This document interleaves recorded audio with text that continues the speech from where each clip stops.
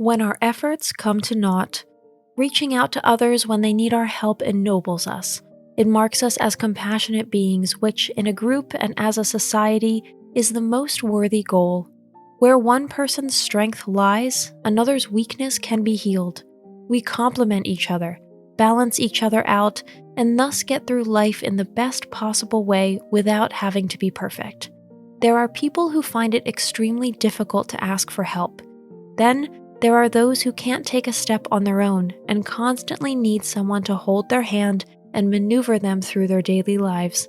In between, there are some people for whom any help would be a waste of time and energy.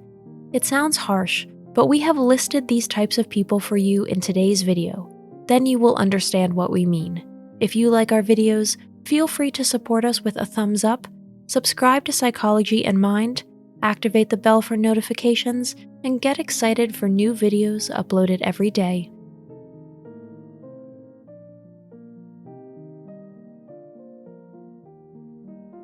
Number 1. The dishonest.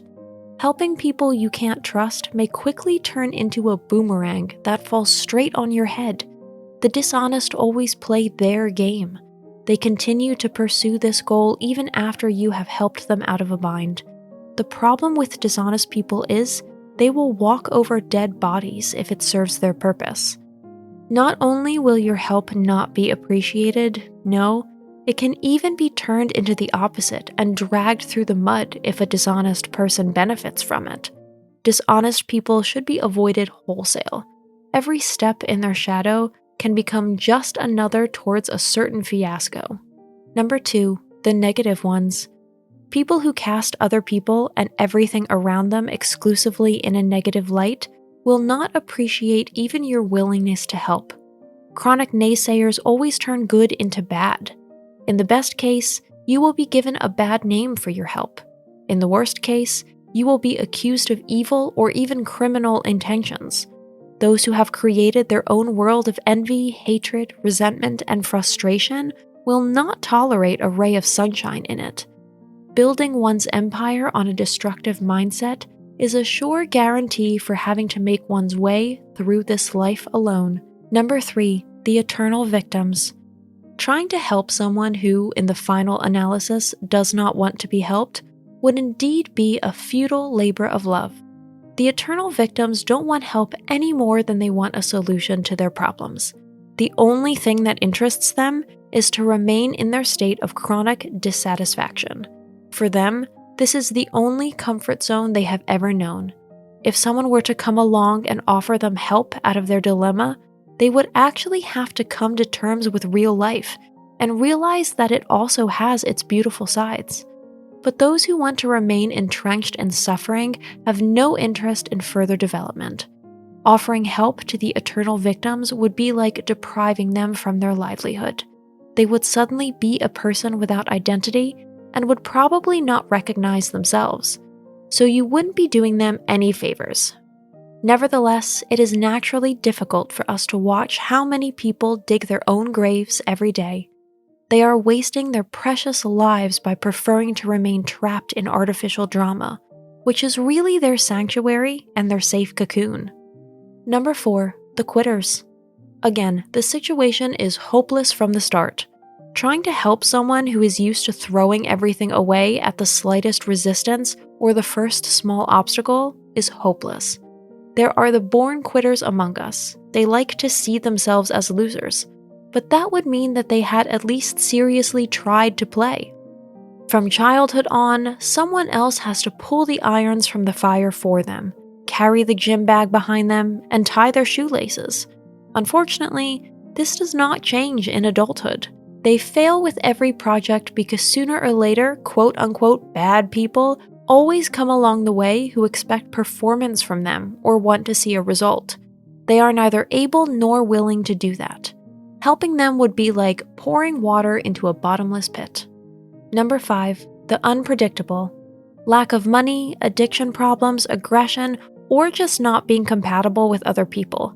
The unpredictable occasionally insist that we help them out of their self-made jam, and that's exactly what we should refrain from doing at all costs. Once you're on their personal speed dial for help in all situations, You won't be able to get out of it anytime soon. Fatally, you become part of the roller coaster ride that these people understand life to be. Helping the wrong people can have unpleasant consequences for us, possibly even in court. Number 6, the desperate. If there is one bad motivator, one bad counselor, and one bad bargaining chip in life, it is despair. Nothing good has ever come from it. On the contrary, it is people on the edge of this condition who need our help the most, but beware. Someone who no longer has much to lose does not take into account his surroundings, even if they extend a helping hand to him. The desperate know how to make us feel sorry for them. But unfortunately, this kind of person is also willing to do anything just to get what they want. The next moment, they would stab us in the back without batting an eye. They do not respect boundaries, nor do they have any inhibitions about abusing our generosity, time, and energy.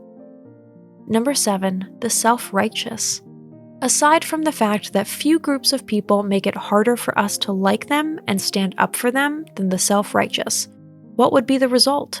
We could expect neither thanks nor in the future an easier coexistence with these toxic and chronically begrudging people.